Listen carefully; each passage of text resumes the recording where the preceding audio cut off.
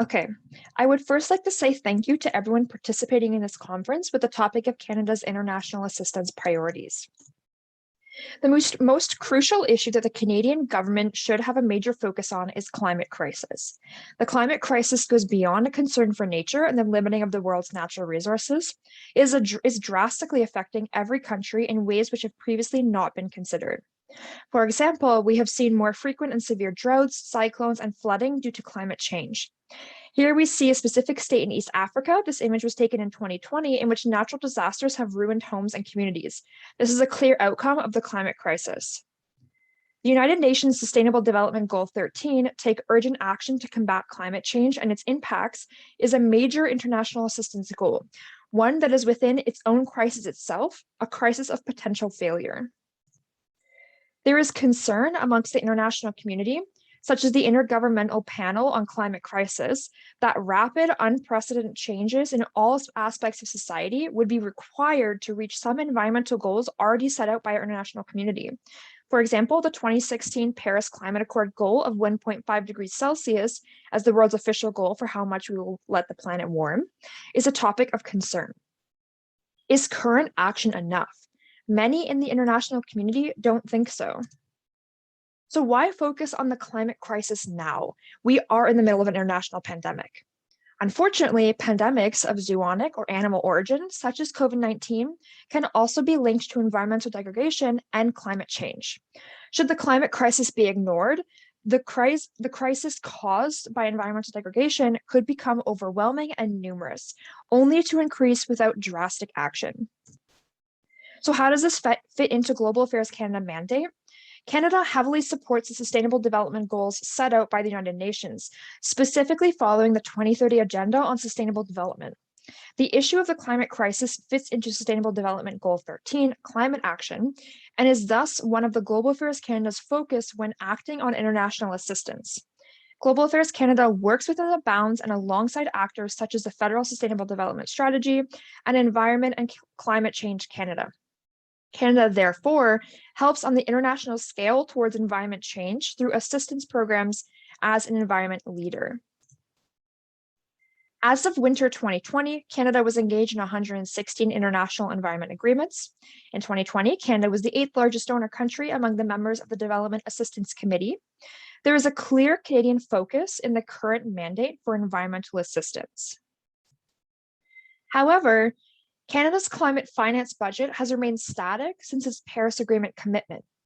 So while growth is expected in Canada's official development assistance, so as of June 2021 from the G7 summit, Canada's committed to doubling its climate finance contribution with a focus on adapting to climate change. And for the upcoming November 2021 UN Climate Change Conference, Canada is expected to make even more climate-related commitments.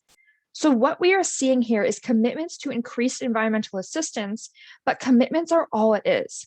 With a currently static budget and the crisis looming over our shoulder, action needs to happen sooner with more transparency. So what is missing? What needs to be done?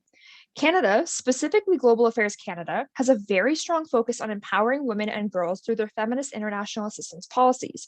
Often, other aspects of Canada's international assistance, such as environmental protection and the climate crisis, are framed within the larger context of feminist foreign policy. This is addressing a gap in the government's current international assistance efforts, in which room for other international concerns, such as the climate crisis, are not enough. A gender-specific lens of the climate crisis diverts important attention away from sustainable development. Of course, gender equality is extremely important towards the success of a state. However, the overall focus on feminist practices, while thus focusing on environmental action as a subsection of feminism, results in a devaluating of the importance of the climate crisis as a whole. When looking at what else is missing, a lack of transparency. The details of the G7 summit as having a focus on environmentally friendly development is criticized as having a lack of details, and thus the promise is hard to track. In addition, previous goals for climate finance contributions made by the G7 developed countries have not been met, such as the 2008 $100 billion a year towards Global South countries. In addition to concerns over the lack of specifics, there are also concerns about transparency and effectiveness within Canada's development assistance. So solutions. What do we do for now on? Well, a solution to the lack of detailed milestones in environmental assistance can be combated with clear and concise goals towards specifically long-term impact investments. For the sake of stakeholder clarity, in which previously the lack of goals were a source of confusion, specific detailed action needs to be included in environmental assistance projects. Another solution to combating a lack of detail, the Sustainable Development Goals unit suggested in the 2018 budget needs to be emphasized. This unit monitors and reports activities related to Canada's effort towards the 2030 Agenda for Sustainable Development, including SDG 13 climate action. Finally, a visibility tracker, such as the ones described in Global Affairs Canada, How to Guide for Development, should be applied to all climate crisis assistance programs. It emphasizes the need for environmental analysis of any proposed policies, with sustainability considerations in design, implementation, and monitoring. For the concerns over a lack of focus on environmentalism in Global Affairs Canada's mandate, there needs to unfortunately be a decrease in feminist policy in order to include environmental sustainability assistance as its own larger category. Of course, feminist policy can remain within environmentalism, but it requires a greater focus than a subsection of feminist policy. In order to achieve this, good steps would be to increase focus on programs already in place. For example, the Clean Technology Fund is a program that targets environmentalism as sustainable development through reduced greenhouse gas emissions long-term through the use of green energy like wind, solar, and tidal power. This is a positive long-term assistance program in place for middle-income countries. The Green Climate Fund is another Canadian program to assist in creating development pathways that influence reduced greenhouse gas emissions and mobilizing the private sector resources towards climate-friendly investments. To encourage a greater focus on these programs is to encourage a greater focus on climate action as a whole. Now, what are the opportunities and challenges to my propositions? COVID-19 is a main focus here, as we all know it has drastically affected our domestic abilities and the international system. So first, challenges. Unfortunately, COVID-19 has caused development indicators to worsen, especially within the Global South. A major challenge then is to maintain focus on the climate crisis while many other concerns may come up within the development sector. Monetary constraints during COVID-19 are also a major concern for the Canadian government. In addition, the implementation of decreased assistance in other sectors, such as the decrease in feminist policy in order to recognize the importance of the climate crisis, is a major factor to be considered. When looking at opportunities, however, there are many. First, COVID-19 has actually accelerated some significant pre-existing trends in Canadian foreign aid. The idea of joint efforts towards global public goods has really been reinforced through the pandemic.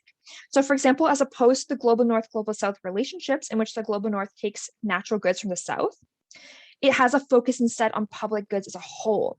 It also allows opportunity for the recognition of nature and the environment, and thus the climate crisis, as a global public good and as a global public concern. There's a growing trend amongst the crucial importance of fighting climate change. And as a leader amongst this development sector, it is important for Canada to maintain this growing need. The current crisis is an opportunity for major systemic shift in assistance practices.